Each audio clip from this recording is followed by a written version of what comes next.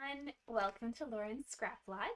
I hope you're all able to tune in today on our regular Tuesday at noon episode. I am doing the Facebook one on YouTube though as well today because we've had some trouble with Facebook Lives. So I'm just trying this to see if it works out differently because hopefully I can see your comments on the side. So hello if anybody's watching, say hi if you are so that I know who's there.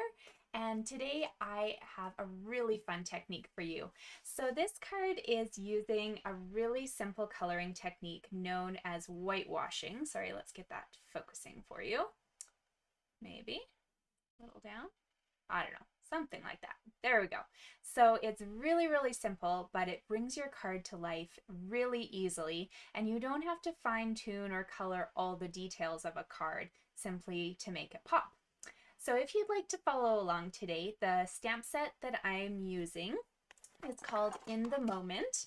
It is in our annual catalog for 2022 to 2023. It was also in the last holiday one, or in the mini, but it's carrying over. So you're going to get lots of life out of this one if you decide to purchase it. And there's 3 really nice focal images. I'm focusing just on this girl and her dog one. And another week I do have a different technique using this lady kind of looking over the beach. So that'll be really fun too. But we're going to use this stamp set. You'll want the painted texture embossing folder just to add some details to your card. And you will also need the white Stampin' Up! Watercolor pencil. So that's found in the Watercolor Pencils assortment number 1 if you're looking for it. So let me give you a few of our paper measurements so that if you'd like to follow along, you have everything cut and prepped. And then I'll show you how to make the card. So I've chosen to use just jade for my background. Just keep in mind this is one of our retiring colors, so if you like it, make sure to grab it because it won't be around for long, and it does pair really nicely with the evening evergreen here. So, and sorry, I say just jade. I think I changed my mind and I redid the card. You'll see why. Okay, here's just jade. Not quite the same. I did it first in just jade, and then I realized it was retiring and running out. So I switched it to soft succulent. Okay, so pardon me, I will fix that in my little description. Change it to soft succulent. It will pair perfectly with evening evergreen. So our base is going to measure 4 1/4 by 11, and we're putting a score mark at 5 1/2, so our card folds nicely in half there. Now for the inside of our card, we're just adding a couple pieces of cardstock here. So I've chosen to use the evening evergreen because I like how it ties in, and a piece of white. So my evening evergreen is 4 by 5 1/4, and the white piece is 3 3/4 by 5. And if you look in the description on this video, I do have all those measurements listed for you, so you can quite easily go and find them instead of having to keep track of everything I'm telling you. Now on the front, we have one piece of white that you can see I did emboss already. This one is using that embossing folder that I showed you earlier, the painted texture one, and this measures 4 inches by 5 1/4. It will go on the front of our card, but don't attach it right away because we're going to do a little bit of trimming of pieces so that they fit perfectly on there. You'll want a piece of designer series paper. It can be from anywhere you'd like. So this piece is going to need to measure 1 3/4 by 4. Now a little heads up, this piece that I'm holding right now is from the Eden's Garden designer series paper. And when I first designed the card, and I've had it in my little drawer, that paper was current. However, we don't have it anymore. You might have it in your stash. It was this gorgeous assortment of gold and green paper, which was really beautiful. However, if you don't own it, we have a great assortment of paper that is still current that you can use as a focal point. So let's say you have the pansy paper. This gingham will be gorgeous in the background. Or you can look through, I don't think I have it because I've used up most of this pack. There is a package that has a bit more of the evening evergreen in the background of that. But you can use the gingham from this one. You could go a little funky and use the Into the Wild set. There is this guy right here. Could do some leopard print. And that's kind of fun. You know, maybe she's got like a blanket or a pillow that's with this pattern, but this color scheme would fit perfectly. And last but not least, I just grabbed things off my shelf. If you had the symmetry paper here, there are numerous pieces you can use. There's some leaves. You can keep looking through. You can even tie in some of those like colors, extra colors if you want, because the yellow and the coral will definitely still complement. You could do the paper color scheme blue if you want instead too, if you need that piece. So it's totally up to you. This is your card. You play with it however you want. Even this bumblebee piece would be really nice too. So these are just alternatives. If you don't own that Eden's Garden paper, then you don't need to stress. Okay, so put those away. And then one last piece that you're going to need to cut, you will need one of your stitched rectangles here. This one is, I think, the second or third largest one. And then you need a piece that goes inside of it, like this. We're actually stamping on this focal piece so that it kind of comes off the page a bit. This little piece you'll need to cut to 2.5 by 3 3/4. Okay, and then you need a few pieces of scraps. So I've just cut some pieces of crumb cake here. This is just a strip that's 1/4 inch wide.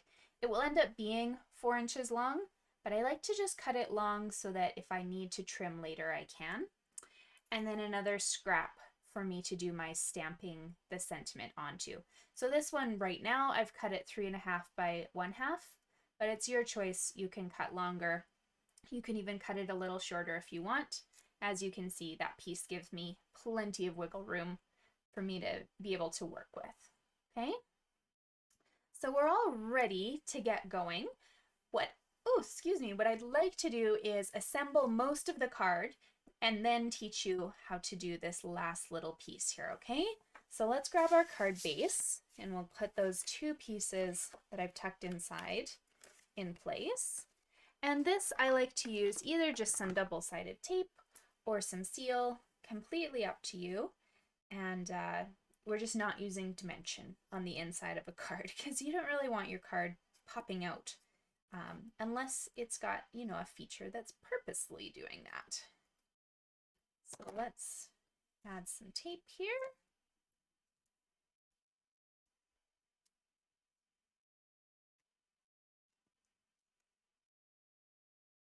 Oh, doesn't want to stay. There we go.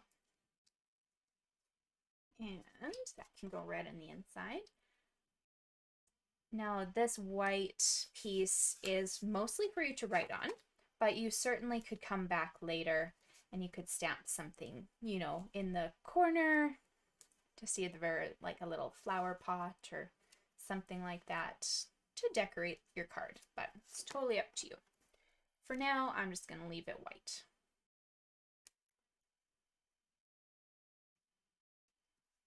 There we go. Now on the front of my card, I mentioned we're going to add pieces together on this white first. So move your base out of the way and let's attach our designer piece to the white here, okay? So once again, something flat, tape or seal to get that on the base here. And the measurement I gave you, it's totally up to you. If you want to cut something that's taller, like 2 inches or even more, it could take up half of the card. So really this designer piece, you need to keep it 4 inches wide, but apart from that, you can make it however tall or short you'd like. Okay, so just make sure one of those corners is lined up perfectly. And then we're going to add our little strip of crumb cake.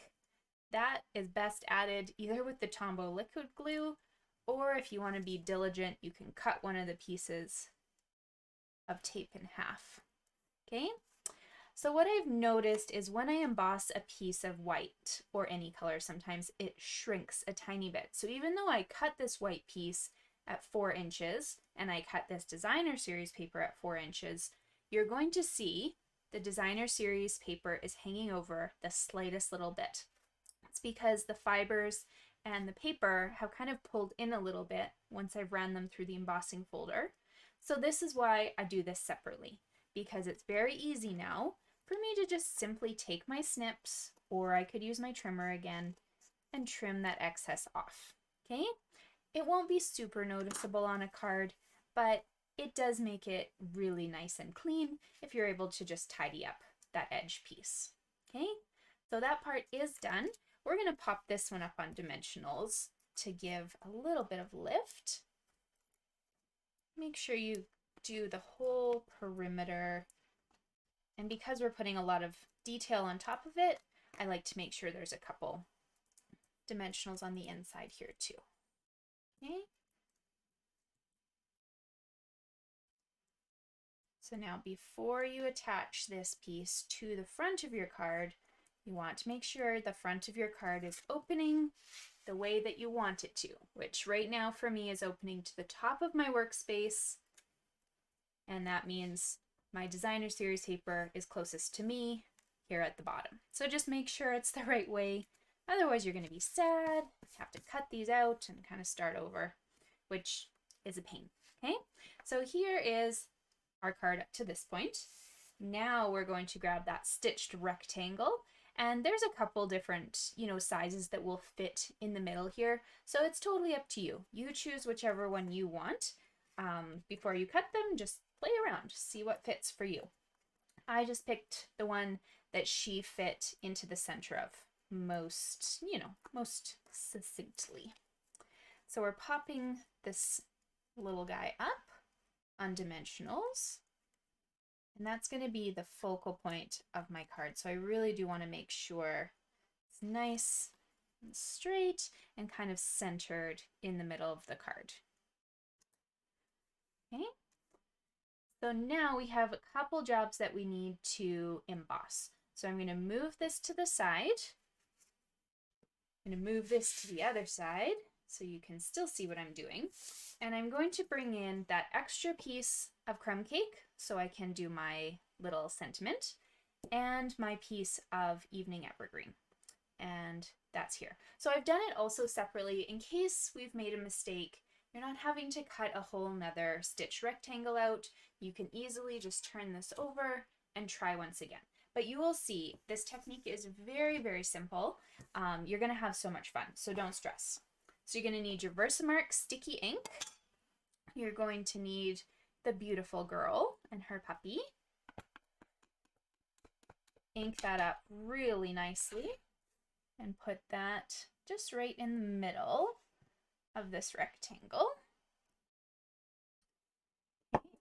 And now we've got some white embossing powder. I like to use one of these old trays we used to have. If you don't have them, grab like a Tupperware bowl or a plate or something that you can just easily make a mess in. Tap, tap, tap really gently. Now don't bump this because it's not set yet. We do have to use our heat tool, but we have one more piece that we need to stamp so that we can do them both at the same time. So I chose the "You're in My Thoughts" sentiment, and I'm just going to stamp that close to the edge here. Okay, doesn't quite matter because I've given myself tons of space to work with. And it should have enough scrap in there. There we go. So there is my sentiment. I'm just going to quickly put this embossing powder away because I have a tendency to bump this and make a mess. Okay, so we don't need that anymore, and you don't need your ink. Go ahead and put those two away. So we're going to grab our heat tool. You won't be able to really hear me as the heat is on, but you will notice that my images are going to go from this like powdery kind of grainy look to a really shiny look. And as soon as I've kind of hit that shine, I'm going to move on to a different part of my piece. So let me start with the girl here. I moved my tool around so I can actually reach. Okay, here we go.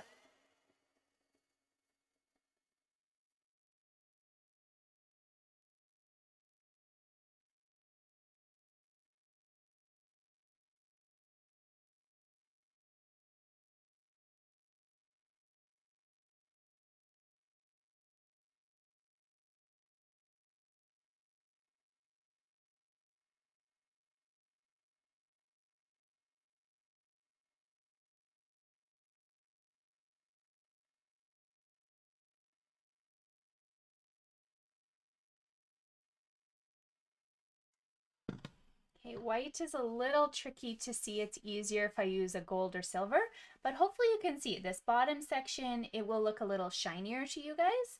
And this top part is still pretty dull. So that top part I haven't heated properly yet. It still needs to be done. This bottom part, now that it's good and shiny, is set and ready for me to color on. So let me just finish this up.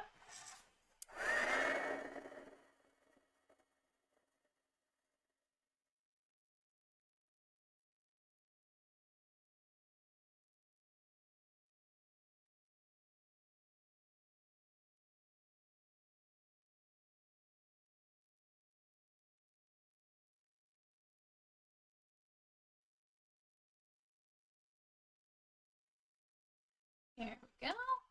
Okay. I should have probably just grabbed her scissors or something to hold that in place instead of it continuously running away. But I got it done. Okay, so for this guy, we're going to put him aside for the moment. We will deal with that at the very end. We're going to focus on this lovely gal. Okay, so I'm going to show you the simplest of coloring techniques. It's very easy. All we're going to do is take that white watercolor pencil and shade some of the sections of this stamp. It doesn't have to be pretty because the embossing gives you a really nice bumper to work against, and it will just bring your image to life. Okay, you can see already there's a difference in contrast. The white will still show the green underneath, and then you can just continue coloring. Okay, so I'm gonna color her like pillow in the back, and maybe this like sleeve. She looks like she's wearing like a onesie or a snuggie oodie thing, whatever they're called. It's very large, but she looks rather cozy. Okay, and then maybe we'll color her pants. So it's very, very quick and easy. All you're doing is kind of scribbling in this section here. It doesn't have to be pretty. You're just wanting a little bit of white focus. Okay, there's her socks. Do the other side of her blanket here. We'll leave her coffee cup alone down in the bottom here. You could always do that in a different color. Oh, didn't emboss that part correctly. Oh well. I can fix that line. Pretend it's not there. There we go. Nobody can tell. Now, let's say, before I do this part, let's say I accidentally started coloring in her book. And I'm like, oh no, I don't like that. Any eraser from any pencil will be your best friend to just quickly and easily come into this section and erase. Okay? You don't need to stress. You don't need to fret. Any eraser from any pencil will fix that little mistake for you. Because I did that the first time. I started coloring on the dog and I was like, oh, it's kind of blended too much. It doesn't look great. So now I did think it was really cute to kind of do a little bit of coloring down under her just to give a little bit of shadow effect. So all I did was I just scribbled kind of along the lines that Stampin' Up! Had, kind of about a 1/4 inch, maybe even just an 1/8 under that section. Nothing super defined, just a little shadow effect. Okay, and that's it. This was the simplest little coloring exercise ever. It was white. You can erase it if you don't like it, and you didn't have to be perfect because we actually want some of that green shining through. We don't want you to sit here and color really hard and detailed. You just want the slightest shadow of an effect. So now that you're happy with this, we're going to turn this over and put a flat adhesive on so that it sticks directly to the rectangle underneath. And sometimes when you heat a paper, it does like to bend a little bit, so make sure you've got lots of adhesive in this space so that all 4 of those corners are going to be nice and snug. So put those within the little stitch lines. It will just barely fit on the top and the bottom. There we go. And now for our little tag. So I decided it would be fun to just snip a little angle. So wherever your Y is, we're gonna just kind of snip right in front of it a tiny little angle, like so. Now we're gonna attach it to the card. It will hang over the side, but we'll trim it later. That's why I told you to cut it way longer than you need, because then you don't have to be perfect in where you put the stamp. So let's turn this over, put maybe 2 or 3 dimensionals across this space. Actually just 2, because you only actually want the words up on dimensionals. You don't want this little section, because otherwise it'll bend down towards your card. So let's just say 2 in this top section here. You can line it up wherever you'd like. I thought it was kind of perfect, just pointing right to this crux of her little hair bun. Okay, and now you have this excess hanging over. We're going to give that a little bit of a trim. Okay, so actually, I don't actually like that because I can't see your thoughts. So let's try this once more. Here we go. I'm going to make mine a little bit longer. How about that? My S was about to get cut off. Okay, turn this over and just trim that little piece. Okay, now to decorate, because we need some bling, I'm using my little gold and silver metallic pearls. So I just grabbed a few of those, kind of one up in the top, and then a few of them over by her book. You can certainly add more if you'd like. I thought just a little bit of focus kind of around the sentiment was fun. So there is our card. Now I would like to show you what you could do in the opposites theme. So let's say you wanted a evening evergreen base and you're going to now use the soft succulent as the feature. It's the same card, same measurements, just using the opposite color palette. Okay, so everything I told you was one color, you'll just switch to the opposite, and it's really fun to see how white kind of makes a different color come alive. And one last thing, if you enjoyed today's card, and if you're in Canada, I have a specialty coloring class coming up at the end of the month. So I have made my updated calendar. So on Lauren's Scrap Lot, you'll see events both for monthly club and for this creative coloring specialty class.